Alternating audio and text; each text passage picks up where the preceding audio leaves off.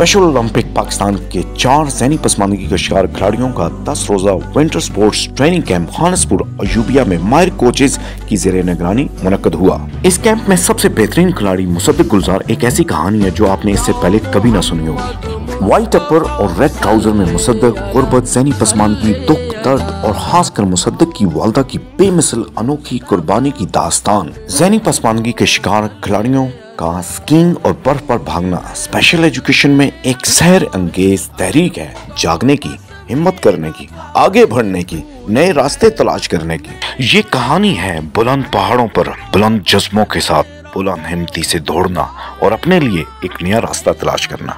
Special Olympic Pakistan के coaches को सलाम है जो ज़हनी पसमानदगी के शिकार खिलाड़ियों के लिए एक उम्मीद है, एक नसाबे जिंदगी है।